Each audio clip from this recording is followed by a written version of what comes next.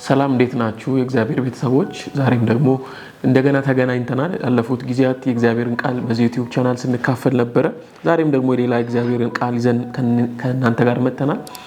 ይህንን ቃል ከመጀመራችን በፊት ደግሞ ጋብዛችኋለሁ ቪዲዮን ላይክ እንድታደርጉ ቻናሉን ሰብስክራይብ እንድታደርጉ ለብዙ ሰዎች እንዲደርስ ብዙዎች በዚህ እግዚአብሔር ቃል እንዲጠቀሙ እኛም ደግሞ ደስ እያለ እንድናገለግል በዚህ መንገድ እንድትረዱን እንጋብዛችኋለን።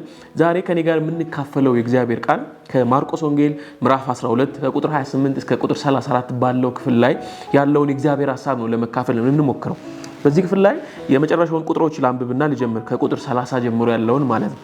እንደዚህ ይላል በጌታ በኢየሱስ እስራኤሎች ስማ፣ ጌታ አምላካችን አንድ ነው። አንተም በፍጹም ልብህ፣ በፍጹም ነፍስህ፣ በፍጹም ሐሳብህ፣ በፍጹም ኃይል ጌታ አምላክን ውደድ የምትል ናት። ፊተኛይቱ ትእዛዝ ይቺ ናት። ሁለተኛይቱ ባልንጀራን እንደ ራስህ ውደድ የምትል እርሷን የምትመስል ይቺ ናት ይለዋል ኢየሱስ።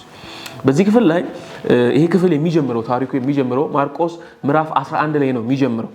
ማርቆስ ምዕራፍ 11 ቁጥር 27 በኋላ ኢየሱስ ክርስቶስ በቤተ መቅደስ ውስጥ ሲመላለስ ሰዱቃውያን ሕግ አስተማሪዎች ፈሪሳውያን ኢየሱስን ያገኙትና ኢየሱስን ለመፈተን ኢየሱስ ላይ ምክንያት ለማግኘት ጥያቄ ጠይቁት ይጀምራሉ ይላል መጽሐፍ ቅዱስ ሲነግረንና በዚህ ክፍል ላይ ከማርቆስ 11 27 ጀምሮ እስከ ማርቆስ 12 ቁጥር 34 ድረስ ኢየሱስን አራት ጥያቄዎችን ሲጠይቁት እንመለከታለን። ለምሳሌ የመጀመሪያው ሰዱቃውያን ይመጡና ኢየሱስን አንድ ጥያቄ ጠይቁታል። ከካህናት አለቆች ይመጡና ኢየሱስን ጥያቄ ጠይቁታል። ኢየሱስን የሚጠይቁት ጥያቄ ይሄን ነገር የምታደርገው በምን ስልጣን ነው ብሎ ኢየሱስን ይጠይቁታል። ካህናት አለቆች ኢየሱስ ከዚህ በፊት ያደረገውን ነገር ያውቃሉ። ለምሳሌ እዚሁ ምዕራፍ 11 ላይ ኢየሱስ በቤተ መቅደስ ውስጥ የነበሩ ነጋዴዎችንና ቤተ መቅደስ ውስጥ የነበሩ ገንዘብ ለዋጮችን ሁሉ ከአባቴ ቤት ውጡ፣ ይሄ የእግዚአብሔር ቤት ነው፣ ይሄ የነጋዴዎች ቤት የወንበዴ ቤት አይደለም፣ ይሄ የጸሎት ቤት ነው ብሎ በቁጣ ይሄንን ነጋዴዎችን ከእግዚአብሔር ቤት ያባረር ነበርና ይሄንን ስለሚያውቁ ሌላም የሰራውን ብዙ ስራዎችን ስለተረዱ የካህናት አለቆች ወደ ኢየሱስ ይመጡና እነዚህ ነገሮች የምታደርገው በምን ስልጣን ነው ብሎ ኢየሱስን ይጠይቁታል። ኢየሱስም ጥያቄያቸውን በጥያቄ መልሰና እናንተስ ዮሐንስ ጥምቀት ከማን እንደሆነች ብትነግሩኝ እኔም ይህንን ነገር ማደርገው በምን ስልጣን እንደሆነ ነገራቸዋለሁ ይላቸዋል። እነሱ ግን ሊነግሩት አልፈለጉም ህዝቡን ስለፈሩ። ስለዚህ ኢየሱስም እኔም አልነግራችሁም ብሎ ያልፋቸዋል። እዚህ የመጀመሪያውን ጥያቄ በዚህ ያልፉታል። ሁለተኛውንም ከፈሪሳውያንና ከሄሮድስ አለቆች የሆኑት ይመጡና ኢየሱስን አሁንም ጥያቄ ጠይቁታል። እነዚህ ደግሞ ከሄሮድስ ዘንድ ናቸው። ስለዚህ ኢየሱስን ከመንግስት ጋር ሊያጋጩት ይፈልጋሉ። ኢየሱስን እንዲታሰር ስለሚፈልጉ ግብርን የመክፈል ግዴታ አለብን ወይስ የለብንም ይሉታል። እንደ አንድ ዜጋ አንድ ሰው ወይ አንድ እስራኤላዊ ለመንግስት ለሮማዊ መንግስት ግብር መክፈል አለበት ወይ ብለው ኢየሱስ ይጠይቁታል። እና ኢየሱስም እዚህ ክፍል ላይ የሚመልስላቸው ተንኮላቸውን ስለሚያውቅ ኢየሱስ የልባቸውን ስለሚያውቅ የምትጠቀሙትን ገንዘብ አምጡልኝ ይላቸውና ከዛ ላይ ሲያመጣላቸው ይሄ የማን ነው እዚህ ላይ ያለው ምስል የማን ነው ይላቸዋል። እና እነሱም የቄሳር ነው ሲሉት የቄሳርን ለቄሳር የእግዚአብሔርን ለእግዚአብሔር ስጡ ይላቸዋል። መጨረሻ ላይም ሰዱቃውያን ይመጡና ስለ ትንሳኤ ስለ መጨረሻው ቀን ይጠይቁታል። እንደምታውቁት ሰዱቃውያን ትንሳኤ አለ ብለው አያምኑ።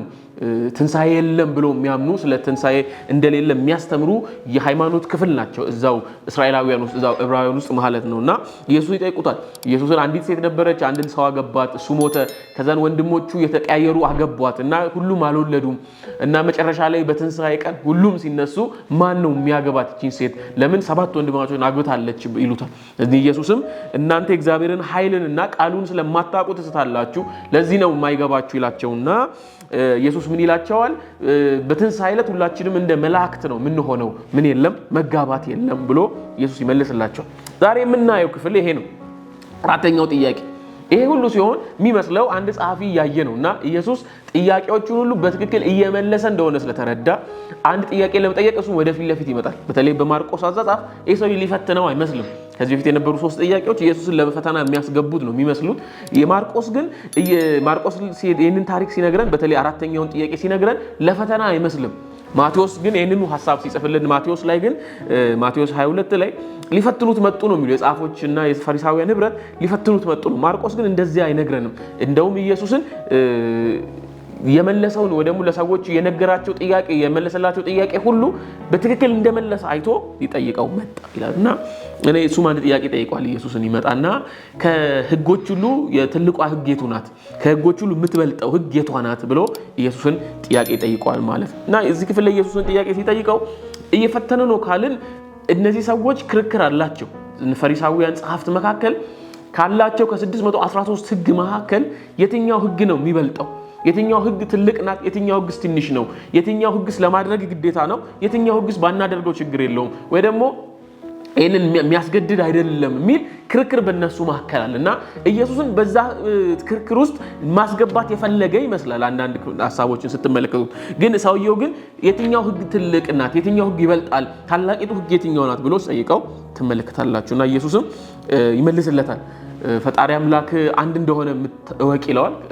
ከዛ በኋላ ይሄንን አምላክን ደግሞ በፍጹም ሐሳብህ በፍጹም ልብህ በፍጹም ኃይልህ ምን ብለው ውደድ ከዛ በኋላ ደግሞ ባልንጀራህን እንደራስህ ምን አድርግ ይለዋል ውደድ ይለዋል ማለት ነው ስለዚህ ኢየሱስ ክርስቶስ እዚህ ክፍል ላይ ይሄንን ጻፊውንም ጥያቄ በትክክል ሲመልስለት እንደውም ይሄ ጻፊ ከኢየሱስ ጋር ሲስማማ ተመልክታላችሁ አው ልክ ብለሃል ፈጣሪ አምላክ አንድ መሆኑን ማመን እመን ማለት ልክ ብለሃል እግዚአብሔርን ውደድ ማለት ባልንጀራ እንደራስ አድርገህ ውደድ ማለት ልክ ነው እንደውም ይሄ ህግ ይለዋል ኢየሱስን የሚቃጠል መስዋዕት ከማቅረብና ሌሎች መስዋዕትን ከማቅረብ ምን ይላል የተሻለ ነው ይሄ ህግ እነን ህግ መጠበቅ እነን ማድረግ ወይ ደግሞ ኢየሱስንና ባልንጀራን መውደድ የሚቃጠል መስዋዕት ከማቅረብ የተሻለ ነው ሲለው ኢየሱስም ይስማማና አንተ ሰው ከእግዚአብሔር መንግስት ምን ያልክ አይደለህም የራክ አይደለህም ብሎ በኢየሱስና በዚህ ጻፊው መካከል ስምምነት ሲመጣ ተመለከታላችሁ በጥያቄው ላይ ልክ ነው ተባብለው ሲለያዩ ተመለከታላችሁና ከዚህ በኋላ ማንንም ደፍሮ ምን ሊል አልፈለገም ሊጠይቅ አልፈለገም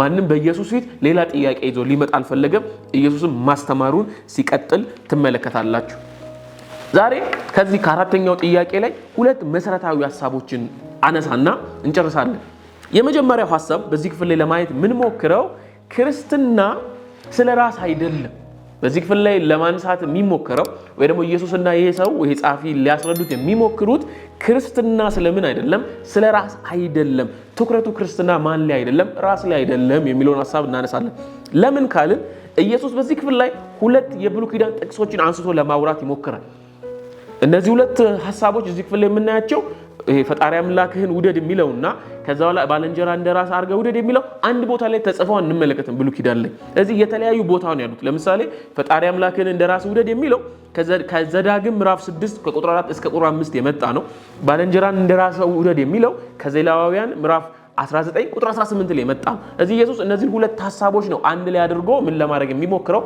ይሄንን ሐሳብ ለማስረዳት የሚሞክረው ሁለቱንም ጥቅሶች ለማየት እንሞክር የዘዳግሙ ሐሳብ ኢየሱስ ክርስቶስ ይሄንን ኮት የሚያደርገው ይሄ ሐሳብ ሙሴ ለእስራኤላውያን ህዝብ ህጉን እንደገና በድጋሚ የሚያስተምርበት በተለይ ለአዲሱ ትውልድ ህግን እንደገና ድጋሚ ያስተማረበት ያለው ክፍል በተለይ እናንተ እግዚአብሔር ቃል ወደ ገባላችሁ ምድር ስትገቡ መኖር ያለባችሁ ህግ ይሄ ነው ብሎ ህግ ያስተማራቸው ነው ሙሴ ለእስራኤላውያን በልብ ጻፈው በቤት ላይ ጻፈው እንዳትረሳው ሁሌ ካንደበት ላይ እንዳይጠፋ ይያለ ሙሴ ህግ እየሰጣቸው ነው በዚህ ክፍል ላይና ከሚሰጣቸው ህጉ አንዱ መካከል ይሄን እስራኤሎች ፈጣሪ አምላክ ስንት ነው ይላል አንድ ነው ይላል እስራኤሎች ስማ ጌታ አምላካችን አንድ ጌታ ነው እዚህ ዳግም ላይ የምታገኙት ይሄ ነው ፈጣሪ አምላካችን ስንት ነው ይላል አንድ አምላክ ነው ይላል ይሄ ፈጣሪ አምላካችን አንድ አምላክ ነው የሚለው ሐሳብ ለእስራኤላውያን በዛን ጊዜ በዘዳግም ጊዜ ከሌላው ህዝቦች የሚለዩበት መንገድ እነዚህ ሰዎች መሐከል ነው ያሉት አይደለ ከግብጽ ወጥተዋል ከዛም ከነዓን ሊገቡ ነው እዛን መሐል ላይ ነው ያሉት አይደል ሲና ላይ ነው ያሉት ህግ እየተቀበሉ ነው ስርዓትን እየተቀበሉ ነው ሚኖሩበትን መንገድ እግዚአብሔር ያስተማራቸው ነው ስለዚህ ይሄንን ህግ ሲቀበሉ መሐል ላይ ነው ያሉት እነዚህ ሰዎች ከግብጽና ከነዓን መሐከል ላይ ያሉት ስለዚህ እግዚአብሔር ለዚህ ህዝብ ህግ እየሰጣቸው ነው የሚኖሩበትን ስለዚህ እነዚህ ሰዎች ግብጽ ይያሉ ግብጻውያን ብዙ አማልክት ነበራቸው በትክክል ስለ ብዙ አማልክት ያቃሉ ከነዓንም ደግሞ የሚገቡበት ምድር ደግሞ ስንት አማልክት አሉ ብዙ አማልክት አሉ ስለዚህ እነዚህ እስራኤላውያን አንድ አምላክ ማምለካቸው ከሌላው ህዝቦች የሚለያቸው በተለይ ከግብጻውያንና ከከነዓናውያን ምን የሚላቸው የሚለያቸው እነዚህ ሰዎች ስንት አምላክ ማምለካቸው ነው አንድ አምላክ ማምለካቸው ስለዚህ ሙሴ እግዚአብሔር እንዲላል ምን ይላል እግዚአብሔር ፈጣሪ ሙሴ እግዚአብሔር እንዲላል ምን ይላል እግዚአብሔር ፈጣሪ ጌታ አምላክ ስንት ነው አንድ ነው አንተ የምታመልከው አምላክ ስንት ነው አንድ ነው እንደ ግብፃውያን ብዙ አማልክት የለም 10 15 ብዙ ሺህ አማልክት የለም እንደ ከነናውያን ብዙ አማልክት የለም አንተ የምታመልከው ስንት ነው አንድ አምላክ ነው ያለ ስለዚህ እዚህ ክፍል ላይ ማርቆስም ይሄንን ሐሳብ ይደግመዋል በተለይ ማቴዎስ ላይ ይሄንን ሐሳብ ያስቀምጠው በተለይ ማቴዎስ ለአይሁድም ስለሚጽፍ ይሄንን ሐሳብ ለአይሁዳውያን ደግሞ ሲነግራቸው አትመለከቱ አይሁዳውያን አንድ አምላክ እንዳላቸው ያውቃሉ እንደገና አንድ አምላክ እንዳላቸው ደግሞ መናገር ለአይሁዳውያን አስፈላጊ አይደለም ማርቆስ ግን ለአሕዛብ ስለሚጽፍ ምን ይለዋል ፈጣሪ አምላክ ስንት ነው አንድ ነው ሌላ አምላክ የለህም ይለዋል ከዛ በኋላ ይሄንን ፈጣሪ አምላክን ደግሞ በፍጹም ልብህ በፍጹም ነፍስህ በፍጹም ሐሳብ ምን አድርገው ውደደው በፍጹም ኃይል ምን አድርገው ውደደው ይለዋል ማለት እንዲህ ሲል ምን ይያለ ነው ፈጣሪ አምላክን በሁለንተናዊ ነገር መውደድ አለብህ ይለዋል ለምሳሌ ልብ ሲል ፍቃድን ያመለክታል አይደል ዕውቀትን ያመለክታል ዕውቅና መስጠትን ያመለክታል ልብ ፍቃድ ምን ሰጥበት ዕውቅና ምን ሰጥበት ቦታ ነፍስ ስንል ህያውነትን ያሳያል አይደል እዚህ ምድር ላይ እንድንኖር እንድንቀሳቀስ የምታደርገን ነፍሳችን ነው ከዛ በኋላ ደግሞ ሐሳብ ስንል ደግሞ አእምሮአዊ ብቃትን ወይ ደግሞ ዕውቀትን አስተሳሰብን ያሳያል አእምሮ ደግሞ ስንል ኃይል ስንል ደግሞ ይሄ በሀብታችን በቁሳቁስ በአካላዊ እንቅስቃሴያችን በአቅማችን ሁሉ እግዚአብሔር ምን ማድረግ አለብን መውደድ አለብን ስለዚህ እዚህ ክፍል ላይ ሙሴ ምን ይያላቸው ነው በሁለንተናዊ ነገራችን በሁሉ ነገራችን እግዚአብሔርን በምን ብቻ አይደለም በልብ ብቻ አይደለም እግዚአብሔርን በነፍስ ብቻ አይደለም እግዚአብሔርን በኃይል ብቻ አይደለም በሐሳብን ብቻ አይደለም እግዚአብሔርን በምንድነው የምትወደው በሁለንተናህ ነው የምትወደው በአእምሮ ብቻ እግዚአብሔርን አታስበው በልብ ሌላ ነገር ይዘክ ነው ሐሳብህም እግዚአብሔርን ነው የሚወደው ልብህም እግዚአብሔርን ነው የሚወደው ከዛ በኋላ ነፍስህም እግዚአብሔርን ነው የምትወደው እሱ ደግሞ በምን ይገለጣል በድርጊት ይገለጣል በምን በእንቅስቃሴ በአካላዊ በጉልበት በገንዘብ ባለክ ነገር ሁሉ ለእግዚአብሔር ያለክ ፍቅር ይገለጣል ስለዚህ ምን አድርገው እግዚአብሔር በሁሉም ነገር ውደደው ከዛ በምንድነው የሚለው በፍጹም ነው የሚለው ደግሞ ማለት ይሄ የሚቀር ነገር የለም እግዚአብሔርን ስትወድ አምታጎድለው ነገር የለም ሙሉውን ነው ለማን የምትሰጠው ለእግዚአብሔር የምትሰጠው አንድ መዝሙር አለ የምታስታውሱ ከሆነ ዘማሪዋ ትዝ አትለኝም ግማሹን ለጌታ ግማሹን ለኔ አልልም ትላለች ማለት ሁሉንም ማንነቴን ለማን ነው የምሰጠው ትላለች ለእግዚአብሔር ነው የምሰጠው ክርስትና ግማሽ ለኔ ግማሽ ለእግዚአብሔር ምን ነው አይደለም ስንፈልግ ለኛ ስንፈልግ ለእግዚአብሔር ምን ኖሮ ነገር አይደለም እናስ ሙሉ ለሙሉ ራሳችንን ለማን እናስገዛበት ነው ለእግዚአብሔር እናስገዛበት ነው ስለዚህ ለእስራኤላውያንም ሙሴ የሚላቸው ይሄ ነው እግዚአብሔርን ምን አድርጋቸው በፍጹም ልብ ምን አድርግ ውደድ ይለዋል ማለት ሁለተኛ ላይ ኢየሱስ የሚያነሳው ጥቅስ ዘሌዋውያን ላይ ያለው ጥቅስ ያነሳላቸዋል ኢየሱስ ዘሌዋውያን 19:18 ላይ ያለው ዘሌዋውያን እንደምታውቁት አሁንም ህግ ነው የሚቀበሉት እና ዘሌዋውያን ሁለት ህጎችን እዚህ ክፍል ላይ እናያለን በዘሌዋውያን ላይ ከምዕራፍ 1 እስከ ምዕራፍ 16 ባሉ ክፍሎች ላይ የምናገኘው ህግ ይሄ የሥርዓት የመስዋዕት ህግ የክህነት ህግ የምግብ ህግ ይሄ ከቅድስና ጋር ተያዘ ግን ከምን ቅድስና ጋር ከአምልኮ ሥርዓቱ ጋር የተያዘን ቅድስና ነው የሚሰጣቸው ከምዕራፍ 1 እስከ ምዕራፍ 16 ከዛን ከምዕራፍ 17 እስከ ምዕራፍ 26 ያለውን ደግሞ ከህግ ጋር ከሶሻል ማለት ይሄ ከሰዎች ጋር እንዴት ነው መኖር ያለብን ሚለውን ከስነ ምግባር ጋር ከማህበራዊ ቅድስና ጋር ያለውን ነው ሊያስረዳቸው የሚሞክረው በተለይ ከስነ ምግባርና ከዛ በኋላ ደግሞ ከማህበራዊ ጋር ያለ ማህበራዊ ቅድስናን ነው ሊያስረዳቸው የሚሞክረው ምዕራፍ 19 በተለይ ከቁጥር 9 እና እስከ 10 ላይ ያለውን ከሰዎች ጋር እንዴት መኖር እንዳለብን ወይ ደግሞ እስራኤላውያን እንዴት ነው ከሰዎች ጋር መኖር ያለባቸው ሚለውን ነው ሊያስረዳቸው የሚሞክረው ሙሴ ምን ይላቸዋል አትዋሹ አታጭበርብሩ የሚገርማችሁ ወይን እንኳን ስትሰበስቡ ሁሉንም አትሰብስቡ እርሻ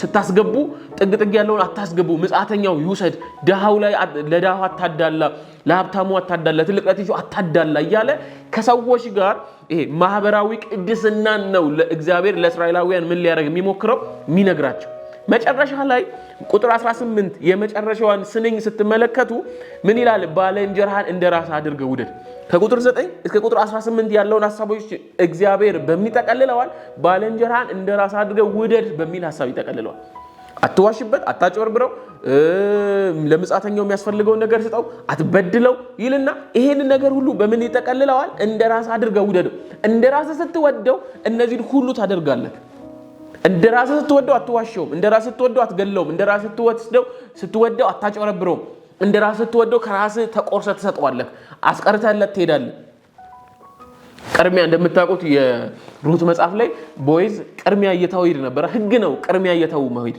በቃ ቅድሚያውን ምጻተኛው ደሃው እየሰፈሰበ የሚኖርበት ስለዚህ ራስ ባለንጀራህን እንደራስ አድርገህ የምትወድ ከሆነ ጎረቤትን እንደራስ አድርገህ የምትወድ ከሆነ ምን ታረጋለህ ትታለት ትሄዳለህ ስለዚህ ምን አይልም ጥያቄ ውስጥ አትገባም ስለዚህ ምን ያደርጋል በዚህ ምን ያደርጋል ይጠቀልለዋል ማለት ስለዚህ ዕብራይስጦች መውደድ የሚለውን ቃል ይሄ ዝም ብሎ ከስሜት ጋር የሚገናኝ አይደለም ፊሊንግ አይደለም መውደድ ወይ ደግሞ ፊሊንግ ብቻ አይደለም ምንድነው በተግባር የሚገለጥ ነው ታማኝነትን በጎነትን ከዛ የባለንጀራን ጥቅምን ለራስ አለማድረግን የሚይዝ ቃል ነው መውደድ የሚለው ቃል ስለዚህ ባለንጀራን እንደራስ ውደድ ሲል ታማኝ ሁንለት ባለንጀራን እንደራስ ውደድ ሲል በጎ ሁንለት በጎ ነገር አድርግለት ከዛ የሱን ጥቅም አትውሰድ እያለ ነው ማለት ስለዚህ ውደደው እያለ ነው ማለት ከዛ እንደማን እንደራስ አድርገ ለራስ የምትፈልገውን ለራስ እንዲሆንልህ የምትፈልገውን አድርግለት ይላል ማለት ስለዚህ ኢየሱስ ማርቆስ ላይ ምን ያደርጋል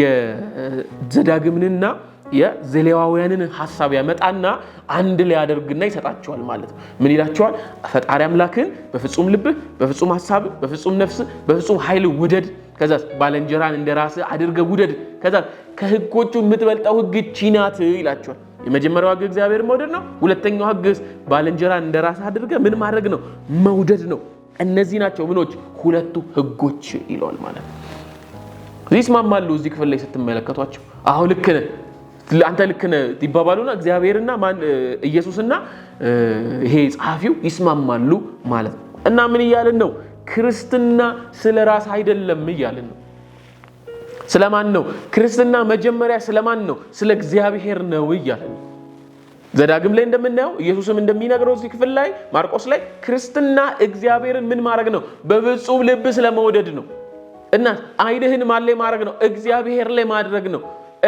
እኔ የሚል ነገር የለውም ክርስትና ውስጥ ሴንተሩ እኔ አይደለሁም ማን ነው እግዚአብሔርና ባለንጀራ ነው ክርስትና ውስጥ እኔ ምን አይደለሁም የትኩረት ማዕከል አይደለሁም ስለዚህ ምን ይያልን ነው ክርስትና ወይ ደግሞ እውነተኛ መንፈሳዊነት ራስ ላይ የሚያተኩር አይደለም ታቃላችሁ አንተ ሰዎች ይላሉ የዘንድሮ ጸሎት ምን የሚል ነው ኝኝኝ የሚል ነው ይላሉ ማለት አብላኝ አጠጣኝ ሰጠኝ እንዲያድርግልኝ እንደዛ አድርግልኝ ማለት እኔ ያተኮረ ነው ጸሎታችን ራሱ ማለት ግን መሆን ያለበት ሁለንተናችን ከኛ ምን ያለ ነው ያለፈ ነው መሆን ያለበት ስለዚህ ክርስትና ስለምን አይደለም ስለራስ አይደለም ይላል ሁለተኛ የምናነሳው ነጥብ ክርስትና ስርዓትን መፈጸም አይደለም ክርስትና ምን መፈጸም አይደለም ስርዓትን መፈጸም አይደለም እዚህ ክፍል ላይ ኢየሱስ ክርስቶስ አሁን ያወራነው ህግ የበላይ ትልቋን ህግ ከነገረው በኋላ ወይ ደግሞ የመጀመሪያዊቱን ህግ ከነገረው በኋላ ይሄ ሰው ኢየሱስን ምን ይለዋል ማለት በሚደንቅ መንገድ በአንዳንድ የመጽሐፍ ቅዱስ ተማሪዎች ራሱ በሚደነቁበት እውነት ነው ልክ ብለሃል ይለውና ፈጣሪ አምላክ አንድ ነው ማለት ልክ ብለሃል ከዛ በኋላስ እነዚህ ሁለቱ ህጎችን ማድረግ ይለዋል ወይ ደግሞ እነዚህ ሁለቱ ህጎችን መፈጸም ከሚቃጠል መስዋዕትና ከሌሎች መስዋዕት ምን ይላል ይበልጣል ይለዋል አስቡት መስዋዕት ማለት ለእስራኤላውያን ከእግዚአብሔር ጋር የሚገናኙበት ከእግዚአብሔር ጋር ህብረት የሚያደርጉት አንዱ መንገድ አይደል መስዋዕት ይሰዋሉ ኃጢአታቸው ይቅር ይባላል መስዋዕት ያደርጋሉ እግዚአብሔርን ያመልኩታል ስለዚህ ማንነታቸውን ወይ ደግሞ አንድ ሰው ከእግዚአብሔር ጋር ህብረት የሚያደርግበት ኃጢአቱን የሚያስተሰርይበት አንዱ መንገድ መስዋዕት ግን ምን ይላል እቺ ህግ የትኛው ህግ የፈጣሪ አምላክን በፍጹም ልብ መውደድና ባለንጀራህን እንደራስ አድርገህ መውደድ ከሚቃጠል መስዋዕት ምን ይላል ይበልጣል ይለዋል ማለት በጣም የሚደንቅ ነገር ነው አይደል እንዴት ከመስዋዕት ይበልጣል በተለይ የሚቃጠል መስዋዕት ዝም ብሎ መስዋዕት አይደለም የኃጢአት ማስተሰረያ መስዋዕት ነው አንድ ሰው በግ ያመጣና ወይ ደግሞ የሚሰዋውን እንስሳ ያመጣና እጁን ጭኖ ኃጢአቱን ምን ይላል ይናዘዛል ወይ ደግሞ ከዛን ኃጢአቱ ከሱ ወደ ሰውየው ይተላለፋል ከዛን ሙሉ ነው የሚቃጠለው የሚቀርበው ሰው አንዳንዱ መስዋዕት ሙሉ ላይ ቀርብ ይችላል ለካህኑ ሊቀር ይችላል ወይ ደግሞ ውስጡ ያለው የሆድቃው ምናምን ሊቀር ይችላል ላይቃጠል ይችላል ይሄኛው መስዋዕት ግን በተለይ የሚቃጠል መስዋዕት የሚለው ሙሉ በሙሉ ምን የሚለው የሚቃጠል ነው ለእግዚአብሔር ፊት ሙሉ በሙሉ ራስን መስጠትን የሚያሳይ ነው ግን ምን ይለዋል ይሄንን ከማድረግ እግዚአብሔርን መውደድ ይበልጣል ይሄንን ከማድረግ ባለንጀራህን መውደድ ይበልጣል ይለው ይሄ ምን እያለ ነው? ስርዓትን ከማድረግ ይልቅ ከእግዚአብሔርና ከባልንጀራ ጋር ያለ ክብረት ይበልጣል። ስርዓትን ከመጠበቅ ሲስተምን ከመጠበቅ ምን ይበልጣል? ከእግዚአብሔር ጋር ያለን ህብረት ይበልጣል። እግዚአብሔርን መውደድ ይበልጣል። ባልንጀራን መውደድ ይበልጣል ይለዋል ማለት ነው። እና እዚህ ክፍል ላይ ምን እያደረገ ነው? ስርዓትን ዞር እያደረገ ነው ማለት መስዋዕት አይጠቅምም እያለ አይደለም ጌታ አይደለም። የሚቃጠል መስዋዕት አታቅርቡ እያለ አይደለም ጌታ። እና ምን እያለ ነው? ኖ ከሱ ይልቅ ግን የሚበልጥ ነገር አለ። ቅድሚያ የምትሰጡት ነገር አለ። ምን የሚባል? መውደድ የሚባል እግዚአብሔርና ባልንጀራ ምን ማድረግ መውደድ የሚባል ከምን የሚበልጥ? ከመስዋዕት የሚበልጥ ነገር አለ። ዛሬ ብዙ ነገራችን ትኩረታችን ምን ላይ ሆኗል? ፕሮግራሞች ላይ፣ ስራ ላይ፣ አገልግሎት ላይ፣ መዘመር፣ መስበክ፣ ለቸርች መሯሯጥ፣ ማገልገል፣ ስርዓቶችን መፈጸም ላይ ሆኗል። የቤተክርስቲያን ስርዓቶችን መጠበቅ፣ የቤተክርስቲያን መተዳደሪያ ደንብ መጠበቅ፣ በስርዓት መኖር። እግዚአብሔር ግን ወይ ደግሞ ኢየሱስ በዚህ ክፍል ላይ ዋናው ነገር ምን አይደለም? እሱ አይደለም ይላል። ዋናው ነገር ምንድነው? ፍቅር ነው ይላል። ይገርማችሁ በአዲስ ኪዳን ላይ ጳውሎስ ይህንን ሐሳብ ለቆሮንቶስ ሰዎች ይደግምላቸው። ቆሮንቶስ በተለይ የመጀመሪያው ቆሮንቶስ ላይ የቆሮንቶስ ቤተክርስቲያን ተከፋፍለዋል። እኔ ጳውሎስ ነኝ፣ እኔ አጵሎስ ነኝ ምናምን እያሉ በመሐላቸው አለመስማማት ተፈጥሯል። ከዛ በኋላ ደግሞ የቅድስና ችግር መጥቷል በመሐላቸው። ከዛ በኋላ ደግሞ በሀብታምና በድሃው መካከል አለመስማማት መጥቷል። ስለዚህ ቆሮንቶስ ማለት ትልቅ ችግር ተፈጥሮ ነበር ይሄ ደብዳቤ ሲጻፍ። የሚገርማችሁ ግን በዛን ጊዜ ቆሮንቶስ የእግዚአብሔር ጸጋ ግን አልጎደላትም። ንስሐ ነበረ፣ ፈውስ ነበረ፣ ትንቢት ነበረ። የትኛውም እግዚአብሔር የሚሰጠው ጸጋ አገልግሎት በቆሮንቶስ ቤተክርስቲያን ነበር። ጳውሎስ ግን ይመጣና እምነትን እሱንም ተራራን ከቦታው የሚነቅል እምነትን ቢኖረኝ ከዛ በኋላስ የሰዎችና የመላእክትን ልሳንን ብናገር ከዛስ ትንቢትን ስጦታ ቢኖረኝ ሚስጥርን ብገልጥ በቃ ቤተክርስቲያን የሚያስፈልጋትን የትኛውን የጸጋ አገልግሎት ቢኖረኝ አገልግሎት ማለት እንደኔ የሚያገለግል ሰው ባይኖር ምን ይላል? ፍቅር ከሌለኝ ግን ምንድነኝ ይላል? ከንቱ ነኝ ይላል። እንደ ሚን ሸዋሸዋ ምንድነኝ? ጸናጽል ነኝ፣ አልጠቅምም። በቃ ሜሎዲ የለውም፣ ይሄ የሚስብ ነገር የለውም። ስለዚህ ምንድነው መሰረቱ? ምንድነው እያለ ነው? ፍቅር ነው መሰረቱ፣ መውደድ ነው መሰረቱ። ስለዚህ ጌታ ምን እያላቸው ነው? ለዚህ ሰው ምን እያለ ነው ጌታ? እነዚህን ስርዓቶች ብትጠብቅ፣ የትኛውን መስዋዕት ብትሰዋ፣ የሚቃጠለውን መስዋዕት፣ ሌሎቹን መስዋዕት ብትሰዋ፣ ሁሉንም ነገር በህይወት ቢኖር ፍቅር ግን ከሌላ አንተ ምንድነው ይለዋል? ከንቱ ነው ይለዋል። ምን ባልንጀራን ማትወድ ከሆነ ወንድምን ማትወድ ከሆነ ከንቱ ነው ይለዋል። ሆሴ ላይ ብትመለከቱ አንደኛ ሳሙኤል ላይ ብትመለከቱ እግዚአብሔር ይላል ከሚቃጠል መስዋዕት ይልቅ ለእግዚአብሔር የሚታዘዝን ሰው ይወዳል ይላል። እናስ ክርስትና ምን አይደለም? ስርዓትን መጠበቅ አይደለም፣ ስርዓትን እንጠብቅ አይደለም። ዋናው ግን ምን አይደለም? ስርዓትን መጠበቅ አይደለም። ዋናው መስዋዕት ላይ፣ አገልግሎት ላይ፣ ቤተክርስቲያን ውስጥ የሚደረጉ ፕሮግራሞች ላይ ትኩረት ማድረግ አይደለም። አንሳተፍ አይደለም፣ አናገልግል አይደለም፣ አንሰዋ አላለም ጌታ። ግን መውደድ ይቀድማል። ማንን? እግዚአብሔርን መውደድ ይቀድማል። ማንን? ባልንጀራን ምን ማድረግ ይቀድማል? መውደድ ይቀድማል። ለቤተ ክርስቲያን ወይ ደግሞ ለክርስቲያን ለእውነተኛ መንፈሳዊነት መሰረቱ ምንድነው? ፍቅር ነው። አንድ ሐሳብ እናንሳና እንጨርስ። ጌታ ይሄንኑ ሐሳብ ማቴዎስ ላይ ሲነግረው ሕግና ይላል ነቢያት የተንጠለጠሉት በዚች አንዲት ሕግ ላይ ነው ይላል። ምንና ምን? ሕግና ነቢያት ወይ ደግሞ ሙሉ ብሉይ ኪዳን የተንጠለጠሉት ምን ላይ ነው? በዚህ ሕግ ላይ ነው።